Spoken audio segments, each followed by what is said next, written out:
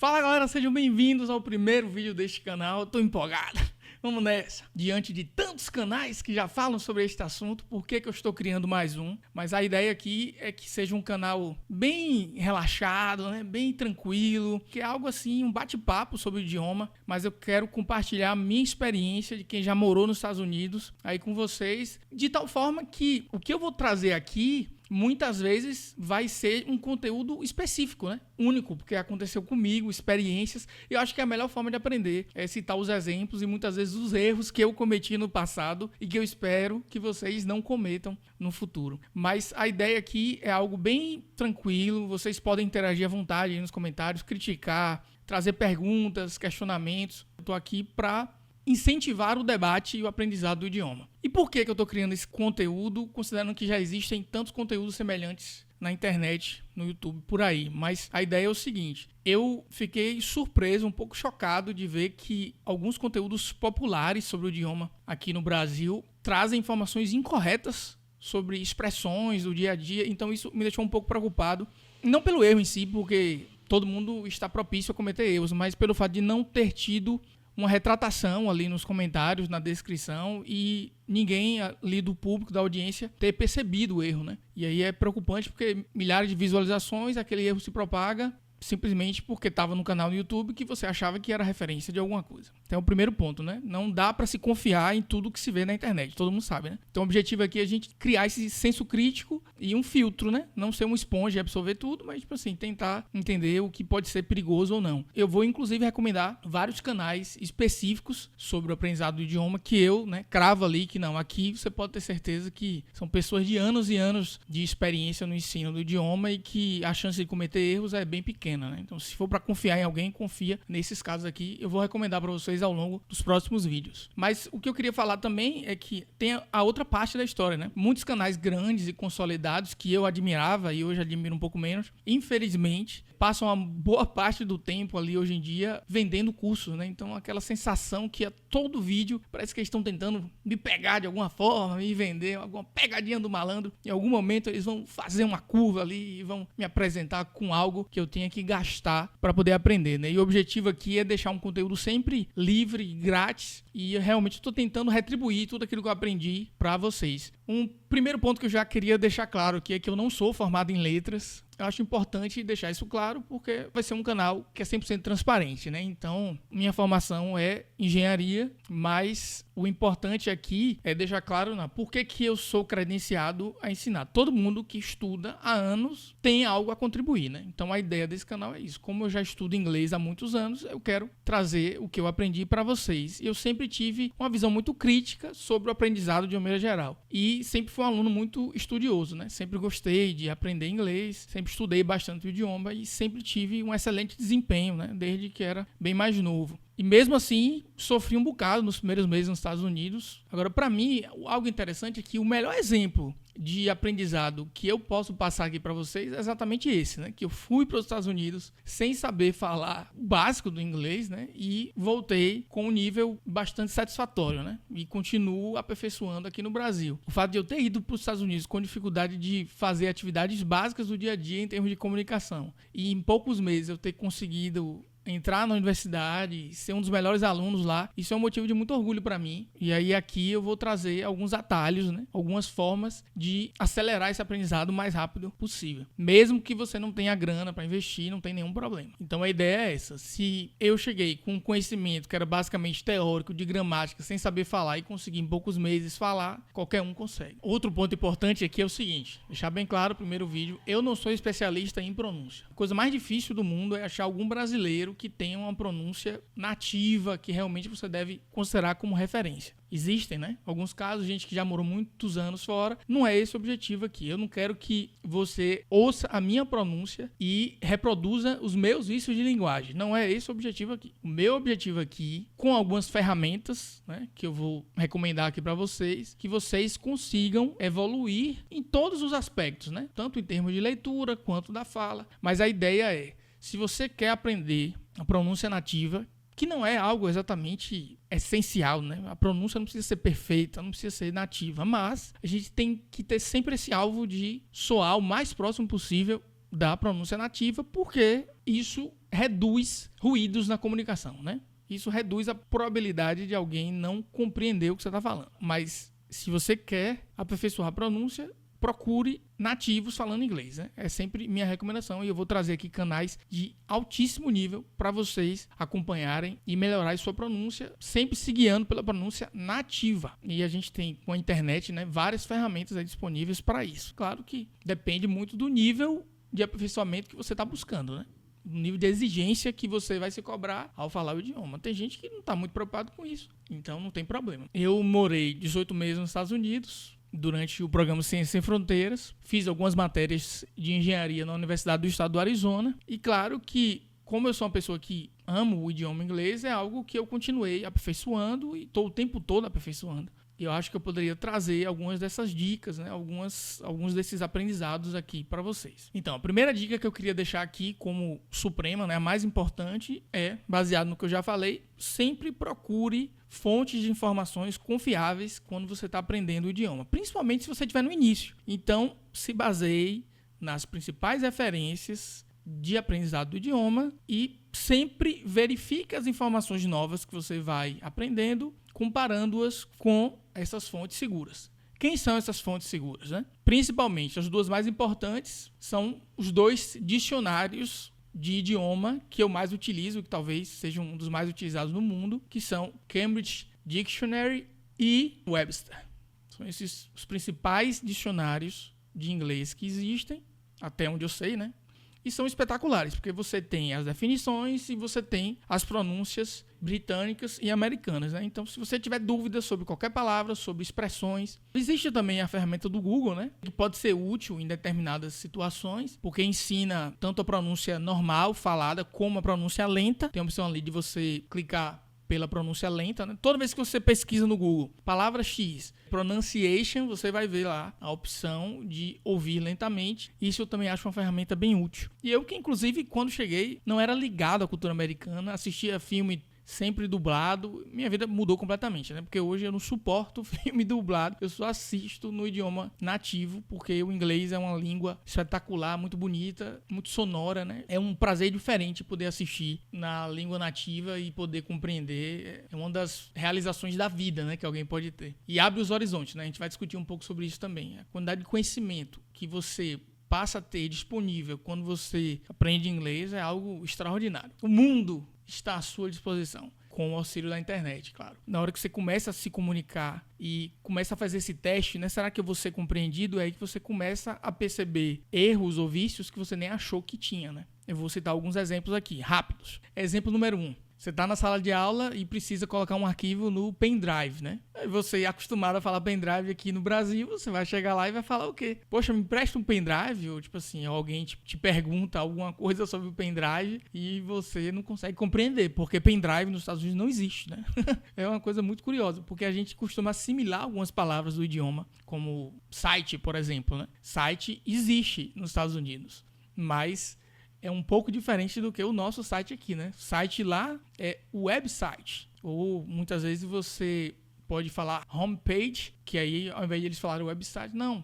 É check my homepage. O que eles costumam utilizar mesmo é o website, né? Por quê? Porque site em inglês é local, localização. Então o site, né, é como se fosse uma tradução literal aí de sítio, mas pronto, já é uma das dicas que eu quero passar para vocês aqui. Essa mania de traduzir de português para inglês não é benéfica, né? Claro que tem gente que vai discordar de mim, talvez tem gente que aprenda mais traduzindo, mas pela forma que eu aprendi, o ideal é você separar os 2 idiomas e aprender sem traduzir. Se você aprender o que cada expressão significa, na sua cabeça você vai usar aquela expressão quando estiver passando por aquela situação e você não vai ter a necessidade de traduzir. Assim como a criança aprende dessa forma, né? Associando expressões ou palavras as situações do dia a dia, né? Essa mania que a gente tem de utilizar algumas palavras em inglês no nosso português é confuso, porque muitas vezes a gente utiliza não diretamente, né? Com algumas variações. E isso pode causar confusões para quem está aprendendo, como é o caso de site, que que na verdade é website. Esse caso de pendrive é um pouco mais crítico, né? Porque pendrive simplesmente não existe, são duas palavras completamente diferentes. Imagine a confusão aí tentando me comunicar com meus colegas falando pendrive, né? Eles não tinham a noção do que eu estava falando, né? Nos Estados Unidos eles conhecem como flash drive ou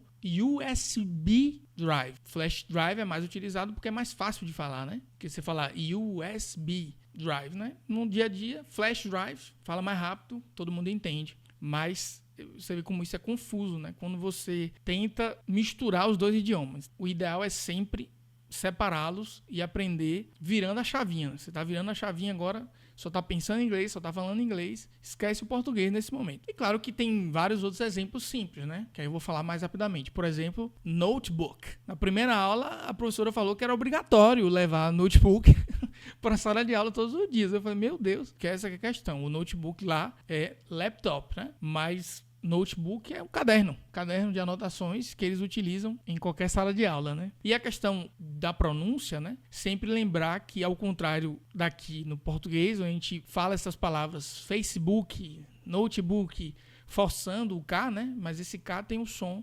mais seco, né? Mudanças simples como essa pode fazer com que você não seja compreendido. Entrei no Facebook ali, incrível, né? Mas acredite, às vezes uma diferençazinha de entonação ou de sílaba tônica pode fazer com que você não seja compreendido. Então, eu não me apego tanto à pronúncia ser perfeita, mas eu me preocupo com essa questão das sílabas fortes, entonação, o ritmo que você está falando a palavra, porque isso é fundamental para você ser compreendido. Outra dica importante, né, que vocês já devem ter percebido aqui, porque muitas vezes quando eu estou falando essas palavras que a gente usa no português, né, como pendrive, aqui eu estou falando em português, né? Mas se você fosse falar no inglês, você falaria drive. O R tem que ser bem forte, né? Vamos dizer assim, ele tem que estar bem explícito nessas palavras, porque aí você deixa bem claro a diferenciação entre o R e o T. Porque muitas vezes, na linguagem falada, o T tem um som do nosso R, mas aquele R não é aquele R forçado, é aquele R mais leve, mais sutil. Quando você vai falar uma palavra como drive, você tem que forçar. Claro que quando eu estou falando em português, eu vou parecer snob, mas se você está falando inglês com um nativo, você tem que dar aquela forçada mesmo. Então, toda vez que eu estou falando inglês, era como se eu incorporasse um personagem. E esse personagem só fala inglês. Aí eu tento fazer a pronúncia o mais próximo possível da pronúncia que eu escuto, né? E é interessante porque questões simples como a posição da língua, algo que a gente não está acostumado a fazer, a gente tem dificuldade na hora de falar. Às vezes fala certo, às vezes fala errado, você sabe a pronúncia, mas às vezes você não consegue reproduzir como você está pensando. Então é um negócio muito louco. Mas a única forma de você melhorar isso é praticando, falando cada vez mais vezes, até sua porcentagem de acerto ser o mais alta possível, né? Não tem que ter vergonha de falar, não tem que ter vergonha da possibilidade de errar, você tem que arriscar. Pode falar sozinho, não tem problema, é uma tática que eu uso muito, é você gravar sua própria voz e ouvir, né, comparando o seu áudio com... Tem aplicativos que fazem isso também, né? Comparar o seu áudio com o áudio de um nativo, mas assim, sempre de uma forma relaxada, leve, você também não pode ficar muito nessa paranoia de acertar como nativo o tempo todo. Então, falando sobre o R, né? Uma outra palavra que é interessantíssimo para você comparar o R com o T, né? Que tem um pouquinho um som de R, um som mais sutil de R, é a palavra writing. Se você for falar no inglês mais britânico, né? Tem um som de T mesmo, mais característico. Se você falar writing, você vai ser compreendido, não tem problema. Mas se você for na pronúncia americanizada, você vai ver que eles falam algo mais próximo de writing, né? Writing. O primeiro R é esse R característico, forçado, ra, write, tipo drive. O T acaba parecendo um som de R, mas aquele R que você não força muito, né? E aí vai ficar writing, writing. Tipo o nosso R no meio das palavras, né? Você não vai falar padaria, né? Você não vai forçar o R, né? Você vai falar um R sutil, padaria. Aí você começa a se questionar, nossa, como é difícil aprender. Mas aí é uma questão, ó. À medida que você vai aprendendo e aperfeiçoando o seu vocabulário, aprendendo cada vez mais palavras, você começa a ver padrões que se repetem. E aí você vai percebendo que mesmo que você não conheça a pronúncia de uma determinada palavra, se você for arriscar, como um teste, assim, né? Você sempre procura no dicionários que eu citei, né? Sempre procura uma forma oficial de aprender. Mas vamos supor que você não tenha tempo de olhar o dicionário no momento e tenha que arriscar uma palavra. À medida que você vai aprendendo a reconhecer os padrões, você tem grande chance de acertar uma pronúncia similar, mesmo de uma palavra que você nunca viu. Claro que tem exceções. De uma maneira geral, os sons tendem a se repetir se as palavras são escritas da mesma forma. Você aprende a pronunciar a palavra search, que é de pesquisa, né? Search for something, né? Você está fazendo uma pesquisa para achar algo. Existe a palavra research. A combinação do prefixo re, né? Que você já conhece, tem, na maioria das vezes, essa pronúncia, esse padrão, re, e aí você junta com a palavra que você já sabe a pronúncia, search. E aí você tem research, né? Tem esse som mais parecido com um T chiado, né? Mas é só para diferenciar entre CH e SH. Não é em todos os casos, mas é o padrão para a maioria dos casos. Research, não é research. Outro exemplo interessante, até para mostrar que existem diferenças entre inglês britânico e estadunidense em palavras que você nem imagina, né? Por exemplo, nessa linha de search e research, a equivalência, né, de source e resource, né? É nessa linha de que se você conhece uma, mesmo que você não tivesse ouvido falar em resource, você, source mais resource, mais resources também é uma pronúncia aceita. Uma outra questão interessante é a busca por a expansão do seu vocabulário, né? Imagine o tanto de palavras em português que você não conhece. Aí você vai aprender inglês, é um universo enorme, né, que você não conhece. E se você ficar pensando muito nisso, você entra em pânico. Então a ideia é ir expandindo o seu vocabulário aos pouquinhos, mas entender que, assim como qualquer idioma, a menor parte desse vocabulário é o que é utilizado no dia a dia. Outra questão interessante, né? Quando eu ia pro refeitório e tal e tentava me comunicar, quando você ali cumprimentando a pessoa e tal, você já espera o básico, né? How are you? I'm fine, I'm good. Muitas vezes a pessoa vai usar expressões um pouco diferentes, como how are you doing, né? E aí ele pode só falar how you doing, né? Como Joey em Friends costumava falar. Ou outra expressão é how is it going? Também significa como você está. How are you? E é mais uma questão assim, introdutória mesmo, né? Que, tipo, a gente vê uma pessoa, e aí, como é que você tá? Primeira vez que eu escutei essa expressão, principalmente how is it going, né? Que é tão diferente de how are you, né? How are you doing? Pelo menos você consegue inferir que significa isso, né? Parecido, mas how is it going? Nossa, é tipo, como estão as coisas, né? Você tem a palavra, por exemplo, talento, que é talent, né? E aí, se você for no vício, você vai falar talent, né? Porque você vai no ritmo do português, mas tem que entender que é outra língua, outro ritmo. Utilizar a entonação na sílaba certa. São coisas que eu vejo pouca gente falando nessa questão da importância de você acertar o ritmo das palavras. Porque o inglês é um idioma muito sonoro, muito musical, né? Muita gente fala isso do português também, mas inclusive não só de sílabas, mas de palavras, né? Como eu falei, o ar muitas vezes é omitido porque ele já é falado com entonação bem menor. O destaque são as palavras que são fundamentais para passar a mensagem, né? E o verbo principal que está mostrando a ação que você está questionando. São duas coisas interessantes para se observar quando se está aprendendo inglês.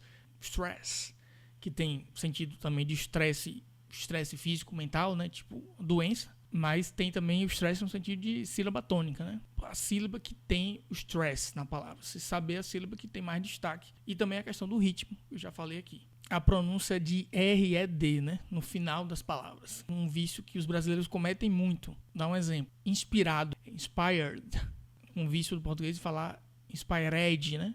Não, isso, nossa, soa bem diferente, né? Era como se o E e o R se invertessem, né? Ao invés de ser red, é erd, né? E-R-D, mas com pronúncia um pouco diferente, não é erd, é erd, inspired. Outro exemplo, muito comum, desired, desired, né? De desejou, né? Desired. Fired, né? De fire, fogo, né? Fire. Mesmo sem o D também segue a mesma lógica, né? Como se invertesse o E e o R, e aí a pronúncia não é fire, é um pouco diferente, né? Fire. Pode ser o substantivo fogo ou o verbo demitir. Se a pessoa foi demitida, he was fired. Abençoar, né? Bless. Bless you. Quando você espirra, a pessoa responde bless you. Tipo assim, Deus abençoe, né? melhoras. Seria o nosso saúde, né? Aí lá eles falam, bless you, quando você espirra e tal. Mas muita gente adora essa expressão, né? Ah, eu sou abençoado. Aí coloca lá, blessed. Não é blessed, é blessed. São sempre formas de facilitar a comunicação, abreviar, ser mais rápido. E aí é assim que a língua do dia a dia foi construída, né? Você não vai falar blessed sem necessidade. Você pode falar blessed. Existem esses padrões que, uma vez que vocês conhecem, vocês procuram sempre acertar. Outro que é curioso, né? Nessa mesma linha, é entediado, né? Uma palavra muito comum no idioma é boring, né? Boring, de chato, né? Quando você tá falando e a pessoa encheu o saco, a pessoa do outro lado já fala boring, que é nesse sentido de chato, entediante. Se você quer falar que você está entediado, você fala I'm bored. Esquisito, né? Porque é a mesma pronúncia de board, de tabuleiro, né? De jogo e tal. É sempre simplificando as coisas. Bored.